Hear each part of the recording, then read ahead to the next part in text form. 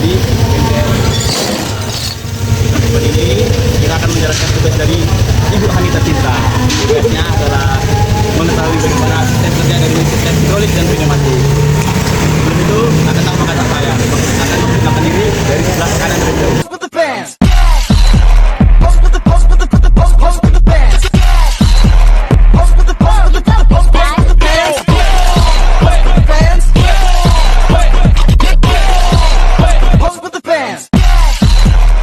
Teman-teman, untuk yang pertama kita akan langsung ke alat pneumatik. Ini impact angin atau air impact dengan torsi 610 Nm, yang dimana alat ini bisa membantu kita untuk membuka baut yang sangat keras. Di sini sistem kerjanya adalah pneumatik, yaitu udara dari tangki atau di sini disebut kompresor akan dialirkan melalui selang dan masuk ke inlet sehingga dapat memutarkan palu yang ada di dalam untuk membuka baut. Gimana tuh Bang? Pemelana akan memasukkan inlet dari tangki angin bertekanan ke dalam inlet pipa ini.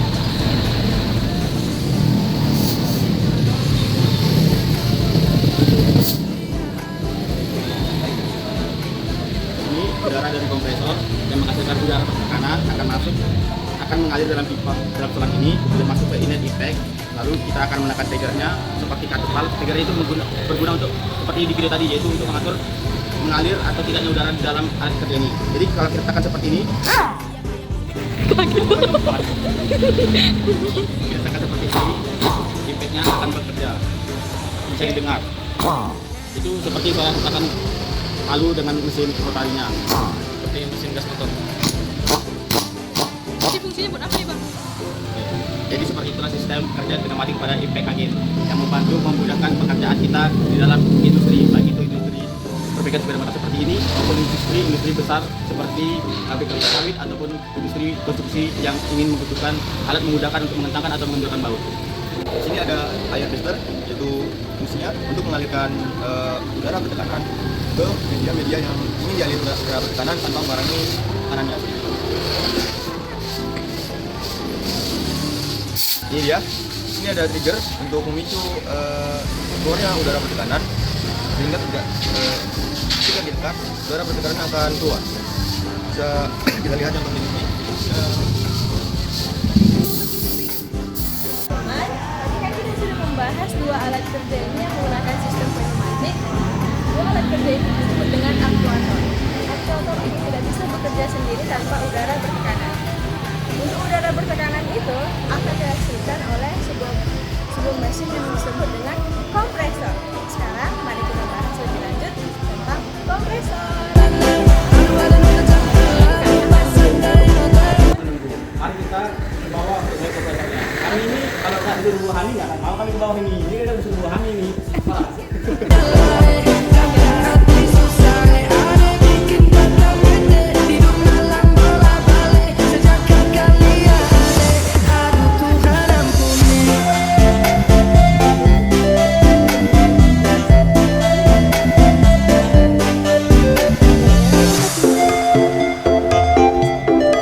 Teman-teman, ini untuk perawatannya ya, perawatan untuk alat kompresor ini. Ini untuk perawatannya, pastikan oli di atas batas maksimum. Jadi jangan jangan sampai kurang dari batas maksimumnya. Kedua, membersihkan dan memeriksa filter udara secara berkala. Jika filter tidak dicek secara berkala, dikhawatirkan akan mengalami sumbatan sehingga mengganggu terjadinya proses kompresor ini. Ketiga, memastikan tekanan udara yang tepat, yaitu berada di bawah batas maksimal. Keempat, melakukan pemeriksaan rutin pada komponen-komponen penting. Komponen penting yang di dalam kompresor ini yang akan kita bahas selanjutnya.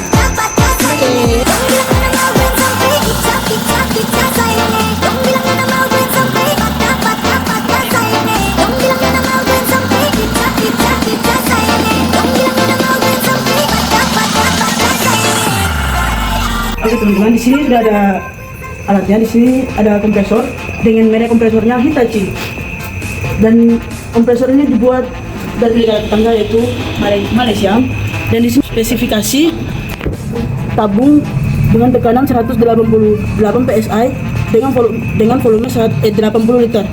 Nah, untuk selanjutnya akan dijelaskan secara rinci oleh teman saya Boy. Di sini namanya adalah kompresor. Sudah tertera di situ namanya kompresor. Di kompresor ini, seperti kita tahu, gudang kompresor ini yaitu menghasilkan udara bertekanan. Gimana sih cara menghasilkan itu? Sebelum kita membahas bagaimana cara menghasilkannya, kita akan membahas terlebih dahulu komponen-komponen yang ada di kompresor ini. Komponen pertama yaitu seperti bisa dibilang ini komponen jantungnya lah. Gara-gara kalau tidak ada alat ini, kompresor ini tidak bisa bekerja. Di sini ada mesin penggerak atau motor penggerak. Di sini motor penggeraknya menggunakan motor satu pas. Nameplate-nya tidak ada ya. Jadi tidak usah kita bahas secara terperinci terlebih dahulu. Selanjutnya ada komponen yang menyalurkan tenaga dari motor penggerak ke piston untuk menghasilkan udara bertekanan. Di sini menggunakan sistem dari V-belt. Sebagaimana kita tahu, untuk meneruskan tenaga ada banyak jenisnya. Bisa menggunakan V-belt, bisa menggunakan gear, atau bisa menggunakan kopling. Tetapi di sini menggunakan V-belt dengan menggunakan bantuan dari puli V-belt itu sendiri dan juga puli besar. Di sini ada puli penggerak dan puli yang digerakkan. Selanjutnya ada V-belt, ada puli yang digerakkan, ada piston. Di sini bukan piston sih, ini adalah case-nya. Dalam case ini ada piston, ada stang piston atau yang disebut dengan connecting rod, ada crankcase di dalam alat ini, dan juga ada crankshaft. Ada crankcase dan juga ada crankshaft. Di sini crankshaftnya berguna untuk menyimpan oli dan sebagai wadah untuk crankshaft, untuk crankcase, untuk crankshaft sebagai penggerak dari connecting rod dan piston. Oke. Nah, di sini sistem kerjanya konektor crankshaft berputar, menggerakkan connecting rod, dan connecting rod menggerakkan piston naik turun. Di mana di sini ada inlet. Nah, di sini inlet. Ini ada inletnya. Inlet ini udara akan dihisap oleh piston. Kemudian udara tersebut akan dikompres. Piston naik, piston turun menghisap udara. Kemudian piston naik, mengkompresi udara sehingga udara tersebut bertekanan. Kemudian masuk ke valve. Bisa sebenarnya ada dua valve, itu intake dan juga exhaust. Intake-nya menghisap udara dan juga exhaust. Exhaust ini udara yang sudah dihisap dan dikompresi akan dialirkan ke dalam tangki. Intake dan juga exhaust. Saat kompresi intake-nya tutup, tapi exhaust-nya terbuka. Saat menghisap exhaust-nya tertutup dan juga inletnya terbuka, seperti itu. Kemudian di sini ada namanya filter.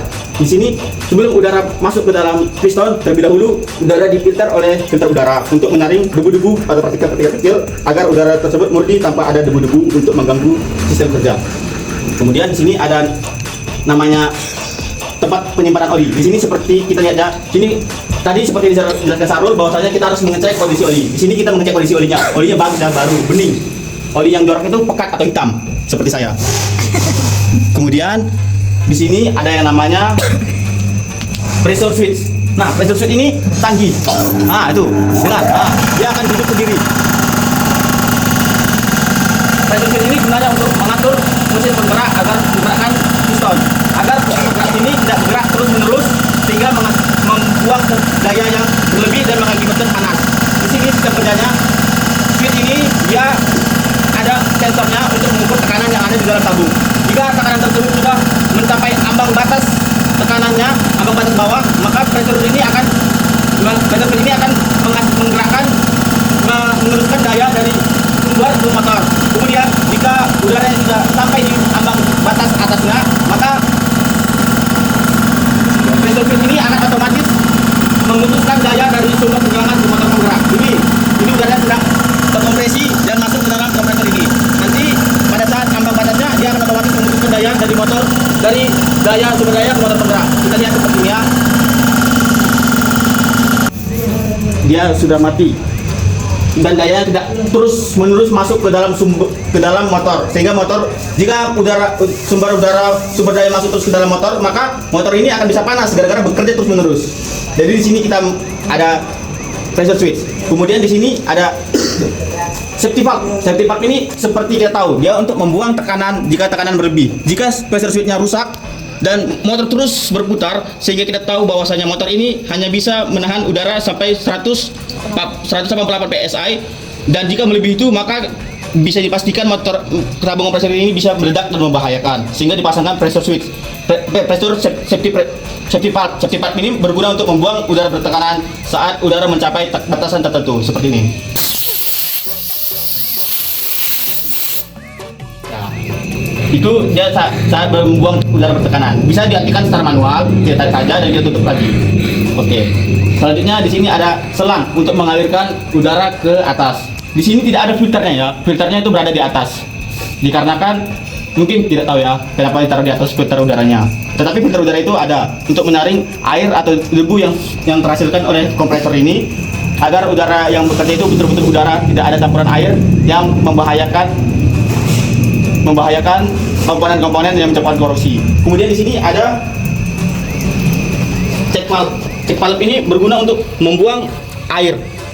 Sebenarnya udara ini jika lama-kelamaan di dalam tabung bisa menghasilkan air. Untuk membuang air itu secara berkala, maka operator akan membuang air dengan cara membuka valve ini.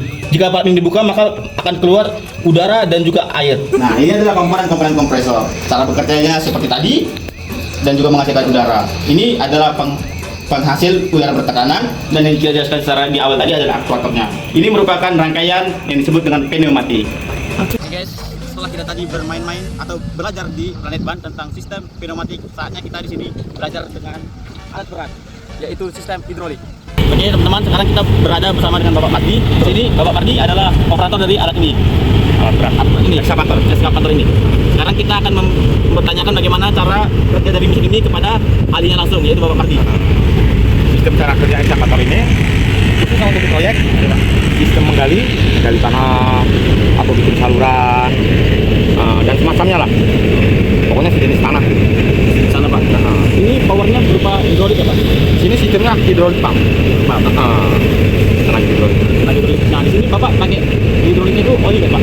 Olinya itu Kita pakai oli 90 hidrolik. 60 hidrolik. Punya Komatsu atau gimana? Nah, kalau untuk oli keseluruhan hidrolik. Nah, tergantung dari apa Komatsu, apakah Sumitomo, atau Pilar semua sistem oli hidrolik. Kita pakainya oli 90. Total 90 Pak. Di sini berarti yang paling perlu diperhatikan dalam perawatan hidrolik ini apa? Kalau untuk hidroliknya kita terutama di pompa. Pompa ya Pak? Hidrolik pump. Nah, itu jangan sampai kita kekurangan oli atau tekor. Karena apa pengaruh tenaga adanya di pompa. Dia sirkulasi untuk tenaga. Lalu di bagian seal-sealnya bocor, apakah ada pengaruh ke pompa Pak? Kalau untuk seal bocor tidak pengaruh ke pompa. Nah, cuman ke satu kurang tenaga, power. Mengurangi power. Kedua kali oli tekor. Di sini perawatan seal itu tunggu bocor dulu baru diganti atau? Kalau seal biasanya kita udah bocor. Baru kita servis baru. Kalau oli pakai vakum? Kalau untuk oli hidrolik kita biasanya per tahun. Di tahun sekali kita servis. Beda dengan oli mesin. Oli mesin kita per bulan. Di sini kesulitan dalam merawatnya apa? Kalau kita sudah biasa sih mudah. Di sini berarti dari power pump dialirkan ke bagian-bagian ini. Dan kontrolnya di bagian itu untuk bagian kontainer langsung. Sistem kerja oli itu dari pompa itu dia membagi antara ke ini namanya loop arm pakai tidak dari pompa dia salurkan oli ke sini, makanya bergerak kan salurkan ke sana bergerak ya. Yang pembagian itu dilakukan oleh sendok aja Pak? Sendok itu dia mengatur powernya kemana-mana. Begitu ya Pak? Yang siapa itu? Yang dari bawah dari pompa ke sini. Kita apa nih bang? Apa pas ada merokok ya? Gak apa-apa Pak, santai aja.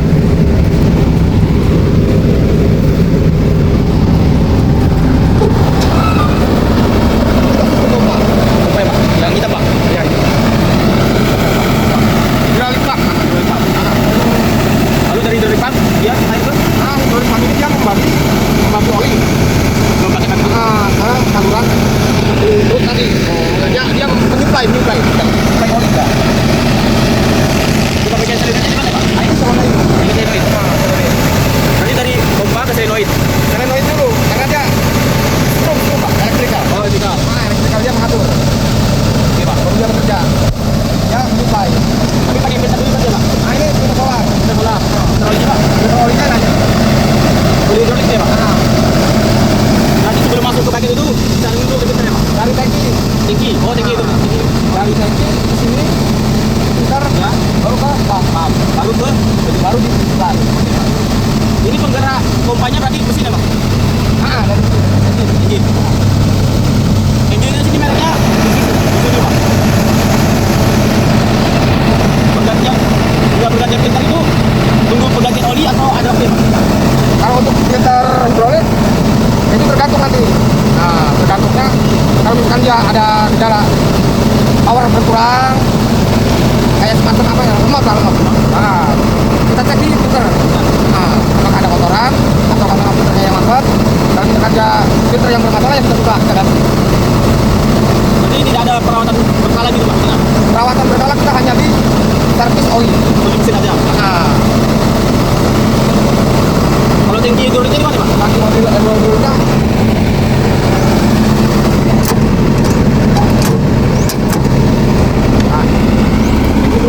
atas. Di atas ya Pak? Apa perlu naik? Berarti dari tangki ini dia masuk ke Dari filter. tangki dia supply ke filter. Filter. Dari filter dia supply ke pump. Pump. Nah, dari pump dia supply ke bagian. Bagian-bagiannya. Nah, bagian-bagian dia cara kerjanya. Oke baik Pak. Berarti di sini kontrolnya menggunakan solenoid ini Pak? Solenoid yang menggerakkan. Menggerakkan. Elektrikalnya ini. Elektrikalnya dia. Oke guys, itu tadi merupakan hasil dari penjelasan oleh Bapak Mardi tentang bagaimana sistem kerja dari alat berat Sumitomo ini yang kapasitas 21 ton. Sekarang kami akan menutup video kami. Kami ucapkan terima kasih atas perhatiannya dan mohon maaf atas kekurangan dan kelebihannya. Oke. Pak. Yuk.